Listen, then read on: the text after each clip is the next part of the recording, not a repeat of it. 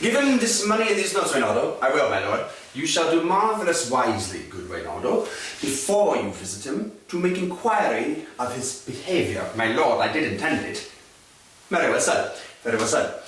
Look, son, inquire me first what danskers are in Paris, and how and whom, what means and where they keep, what company, at what expense, and finding by this encompassment of drift of question that they do know my son, come you more nearer than your particular demands would touch it. Take you as to some distant knowledge of him.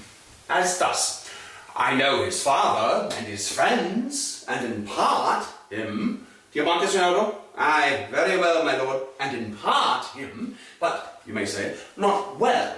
But if it be he I mean, he's very wild, addicted, so and so, and there put on him what forgeries you please. Marry, none so rank as may dishonour him, take heed of that. But, sir, such wanton, wild, and usual slips as our companions noted and most known to youth and liberty. As gaming, my lord, aye, or drinking, fencing, swearing, quarrelling, grabbing, you may go so far, my lord, that would dishonour him. Faith, no, as you may seize it in a charge.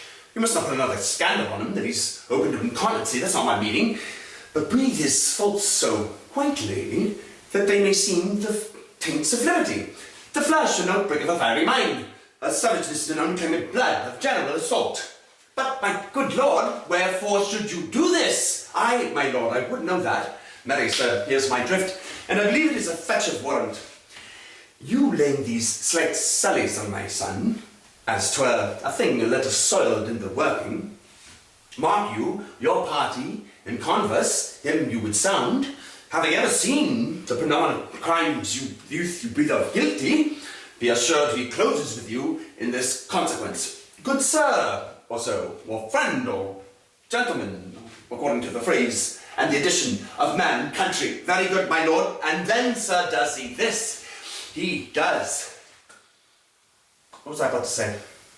About a matter, I was about to say something. Where did I leave? Closes in the consequence. Friend, or so, gentleman. Closes in the consequence. I know. He closes with you thus. I know the gentleman. I saw him yesterday, or then, or the other day, or then, with such, and as you say, there was he gaming, there or took his rouse, there following at tennis, or perchance I saw him enter such a house of sale, videlicet a brothel, or so forth. See you now, your bait of falsehood takes this carp of truth, and thus do we of wisdom and of reach, with windlasses and with assays of bias, by indirections find directions out. So, by my former lecture and advice, have you my son? You have me, have you not? My lord, I have. God by you, very well. Good, my lord. Observe his inclination in yourself. I shall, my lord. And let him ply his music. Well, my lord. Farewell. How now, Ophelia? What's the matter? My lass, my lord. I've been so affrighted.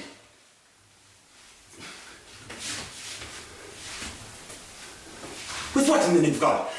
My lord, as I was sewing in my chamber, Lord Hamlet, with his doublet all embraced, no hat upon his head, his stockings stout, ungartered and down-driven to his ankle, pale as his shirt, his knees knocking each other, and with a look so piteous in purport, as if he had been loosened out of hell, to speak of horrors, he comes before me. Bad for thy love? My lord, I do not know it, but truly I do fear it. But said he took me by the wrist, and held me hard. Then goes he to the length of all his arm, and with his other hand, thus o'er his brow, he forced such perusal of my face as he would draw it. Long stayed he so.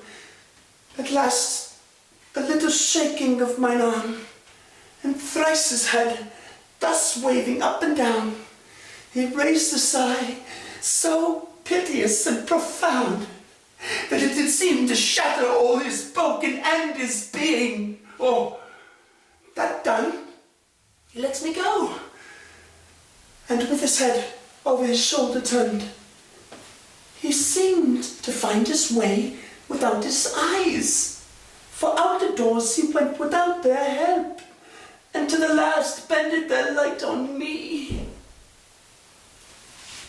Come, go with me. I will go seek the king. This is the very ecstasy of love, whose violent property fordoes itself and leads the will to desperate undertakings as oft as any passion under heaven known to afflict our natures. I am sorry. Have you given him any hard words of late? No, my good lord, but as you did command, I did repel his letters and deny his access to me. That hath made him mad. I am sorry that with better speed and judgment I had not come to him. I fear that he meant to trifle and interrupt thee, but beshew my jealousy. And by heaven, it is as proper to our age to cast beyond ourselves and our opinions as it is common for the elder sort to lack discretion. Come, go into the king. This must be known, which being kept close might move more grief to hide than hate to utter love.